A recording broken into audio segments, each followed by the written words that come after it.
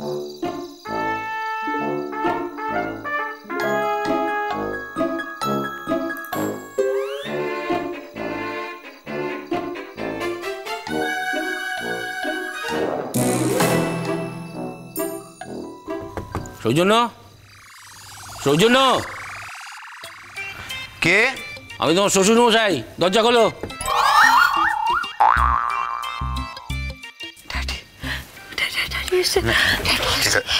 Daddy নিশ্চয়ই সবকিছু জানতে পেরে গেছে, আর কোনো সন্দেহ নেই, সব জেনে গেছে। ড্যাডি কি করবো? দাঁড়াও দাঁড়াও, দেখছি। অদ্ভুত মানুষ, ঘরে চলে এলো নক করতে। এখন কি করবো? হ্যাঁ, আমি বুঝতে পারছি না কি করবো। ভুল বললাম, তোমার এক্স শ্বশুর, দরজা খোলো।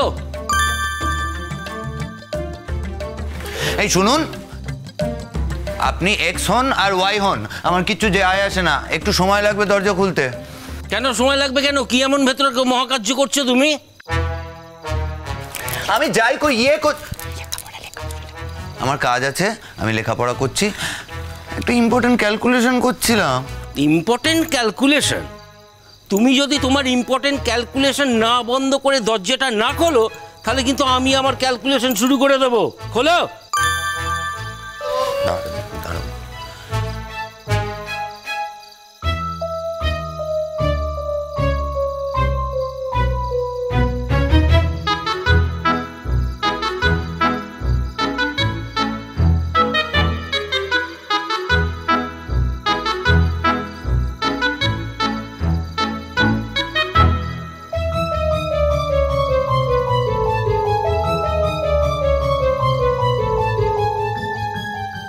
এই তো। হ্যাঁ বলুন, কি হয়েছে? তুমি কি করে জানলে যে আমি এসেছি? না, আমি জানি না, এখন জানলাম। তাহলে ওরকম শান্তভাবে বললে কেন যে জরুরি কাজ করছি, দরজা খুলতে পারবো না, দেরি হবে? কি মুশকিল, অশান্তভাবে বলার মতো কিছু হয়েছে নাকি? কেন অশান্ত হব? আমার কিছু ইম্পর্টেন্ট কথা আছে যেগুলো আমি তোমাকে বলতে এসেছি। ঠিক আছে, চলুন তাহলে নিচে বসে কথা বলি। কেন, এখানে বসতে কি অসুবিধা? ঘরে? না, অসুবিধা থাকবে কেন? ঘরটা একটু এলোমেলো অবস্থায় আছে তাই। ঘরে ঘরের লক্ষ্মী না থাকলে ঘর এলোমেলোই থাকে। হ্যাঁ, সেটা আপনার বোঝা উচিত, সেটা আপনার কারণে হয়েছে। আমার ঘরের লক্ষ্মীকে আপনি আটকে রেখেছেন তাই। তোমার ঘরের লক্ষ্মী এখন আমার ঘরের লক্ষ্মী হয়ে গেছে। এই ঘরে সে আর কোনোদিন আসবে না। আর তুমিও ভেবো না যে ইউনিভার্সিটিতে তুমি একটা পার্ট টাইম জব পেয়েছো বলে তুমি আমার মেয়ে ওখানে পড়ে আর তুমি ওখানে গিয়ে তাকে ফুসলিয়ে ফাসলিয়ে তার সঙ্গে দেখা করবে, তার সঙ্গে কথা বলবে। কি কথাবার্তা বলছেন আপনি?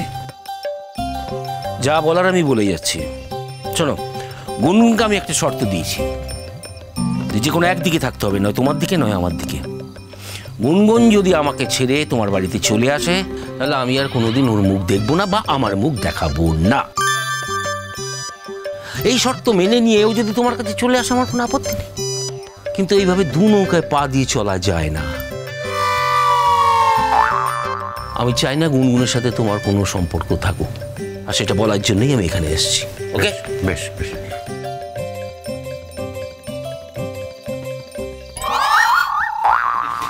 কি তোমরা এখানে শাড়ি দিয়ে এরকম দাঁড়িয়ে আছো কেন? গাছে জল দিচ্ছিলাম কাকাবাবু।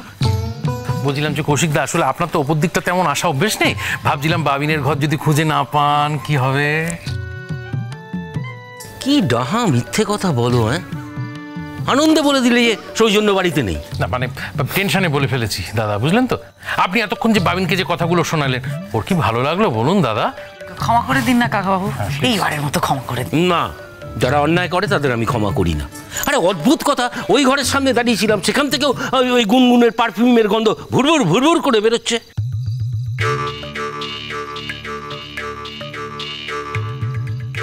আরে গুনগুনকে তো এই সেন্টটা আমি কিনে দিয়েছি, একটা স্পেসিফিক সেন্ট।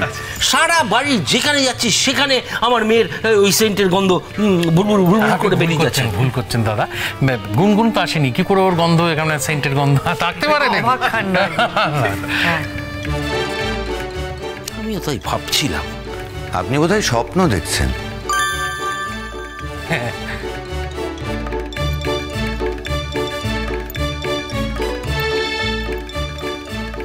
তাই বুঝি? স্বপ্ন দেখছি? হ্যাঁ, মনে হচ্ছে আপনি জেগে জেগে স্বপ্ন দেখছেন। তাই? নাহলে হঠাৎ এখন গুনগুনের গায়ের পারফিউম আপনি কি করে পাবেন? ও তো এই তল্লাটা নেই। যেমন জ্যাঠা তেমনি তার ভাইপো, মিথ্যে কথার ঝড়ি এক একটা। যাক, আমার দেরি হয়ে যাচ্ছে। যা যা বললাম মনে রেখো। আমার যা বলার কিন্তু আমি ক্লিয়ার করে বলে দিলাম তোমাকে। Thank you, thank you.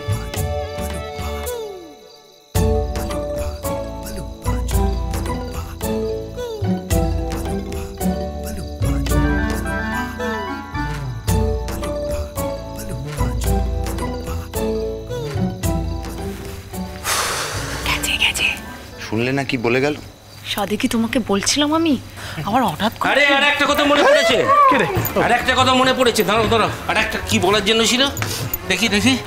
ওই মানে আরে কি বলবো ভুলে গেলাম। কি বলবো ঠিক আছে। আচ্ছা ঠিক আছে, যদি যখন মনে পড়বে তখন জানিয়ে দেবো আমি। সেটা বলে ফোনে জানিয়ে দেবো। চললাম।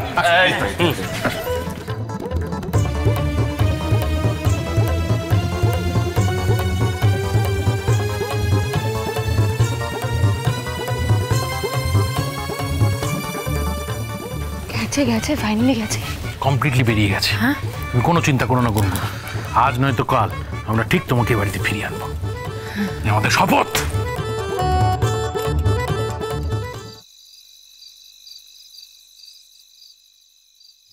কি ব্যাপার, এত রাত হলো কেন? আসলে মানে ড্যাডি কি হয়েছে না, মানে একটু লেট হয়ে গেল, সরি। আসলে বন্ধুরা তো ছাড়ছিলই না, তাই। আচ্ছা কৌশিক, তুমি কেন বলো তো এরকম করছো? ও তো বড় হয়েছে না, কিন্তু ইউনিভার্সিটিতে পড়ে। তুমি সব সময় ওর উপর কেন নজরদারি করছো? দেখো, বিয়েটা তো মিস ম্যাচ, কিছুই তো হলো না। ওর তো মনটাও একটু ভালো রাখতে হবে না? আমি তো সবসময় ওকে বলি যে তুমি একটু ক্লাবে যাও, একটু বন্ধু বান্ধবের সঙ্গে গল্প গুজব করো, আড্ডা মারো। আচ্ছা গুনগুন, তুমি ক্লাবে কেন যাও না বলো তো? তুমি শুধু বন্ধুদের বাড়িতে বাড়িতে কেন ঘোরো? আজ এই বন্ধুর বাড়ি, কাল ওই বন্ধুর বাড়ি, ক্লাবে যাও না? গুনগুন, আচ্ছা তুই প্রত্যেক দিন সকাল সকাল বেরোচ্ছিস আর এত রাত করে বাড়ি ফিরছিস। মাগো, তুই তো টায়ার্ড হয়ে যাচ্ছিস। তুই এরপরে কখন বিশ্রাম করবি আর কখন লেখাপড়া করবি বলতো? একটু তাড়াতাড়ি ফিরতে পারিস না? টায়ার্ড টায়ার্ড কেন হতে যাবো? মানে বন্ধু বান্ধবদের সাথে একটু হই হুল্লোড় করি, একটু আর কি আড্ডা দিই, এগুলো তো ভালোই লাগে করতে, তাই না? আর খাওয়া দাওয়া? বাবা, আজকে কত কিছু খেলাম জানো ড্যাডি। অনেক কিছু খেয়েছো? তা কি কি খেলে মা? অনেক কিছু খেয়েছি, গরম গরম ভাত খেয়েছি, তার সাথে মাছ ভাজা ছিল। কি মাছ ভাজা? ভাত খেয়েছো তুমি গুনগুন? হ্যাঁ, ভাত আর মাছ ভাজা। মানে আসলে না, আজকে যে ফ্রেন্ডটার বাড়ি গেছিলাম, ফ্রেন্ডটা হলো ঋতু। হ্যাঁ, ওর মা তো বললো যে ভাত হয়েছে, মাছ ভাজা হয়েছে, তাই ঋতুর মা ওকেও খাইয়ে দিল আর আমাকেও খাইয়ে দিল। খাইয়ে দিল? হ্যাঁ, মানে মাছে তো অনেক কাঁটা, আর আমি তো মাছের কাঁটা ঠিক বেছে খেতে পারি না, তাই ওই কাঁটা বেছে আমাকে খাইয়ে দিল। সেই জন্য ওর মাও তো তোমাকে এইভাবেই খাইয়ে দিত, তাই না? হ্যাঁ, খাইয়ে দিত তো, খাইয়ে দিত। মানে ওটার সাথে এটার কি সম্পর্ক আমি তো বুঝতে পারছি না। মানে ক্রেজির মা খাওয়াতো বলেই যে অন্য কেউ আমাকে খাওয়াতে পারবে না, এমন তো কথা নেই। আশ্চর্য না, যে কেউ খাওয়াতে পারে না, 100 বার খাওয়াতে পারে, 100 বার খাওয়াতে পারে। সেটাই তো আমিও বলছি না, বলছিলাম যে পিসিমণি একটু জল খাওয়াবে গো? হ্যাঁ, নিয়ে আসছি, দাঁড়া। কৌশিক, মেয়েটা সবে বাড়িতে ঢুকেছে, ও ঢুকতে ঢুকতে এত কেন প্রশ্ন করছো? আমি তো বুঝতে পারছি না। ও একটু এসে রিল্যাক্স করুক না, তারপরে প্রশ্নগুলো করো। তুমি না পুরো একদম সে আগেকার দিনের বাবাদের মতন করছো। বারে, আমি মেয়ের বাবা, মেয়ে কোথায় যাচ্ছে না যাচ্ছে তার খোঁজ খবর আমি নেব না? শেষকালে যদি কোনো দুর্ঘটনা হয় তখন লোকে কি বলবে, কিরকম বাবা আপনি যে মেয়ের কোনো খোঁজ খবরই রাখেন না? দুর্ঘটনা আবার কি ঘটবে আমি তো সেটাই বুঝতে পারছি না। আর বাবা, আমি কি এখন একটু বন্ধু বান্ধবদের সাথে দেখা করতে যেতে পারবো না? তা পারবে না কেন, নিশ্চয়ই পারবে।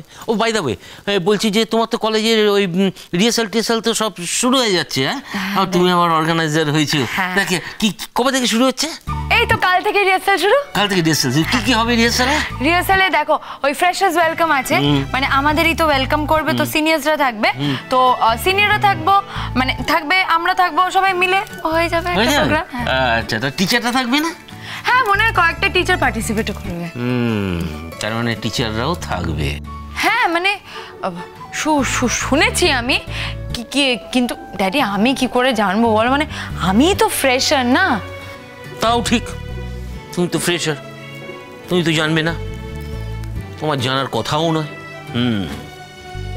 আসলে এই কারণেই বলছিলাম যে ওই যে তোমার ওই সৌজন্য আছে না, সৌজন্য ও তো ওই কলেজেই আছে না, ও আবার কোনো প্রোগ্রাম টোগ্রাম না করে, একদম অ্যালাউ করবে না।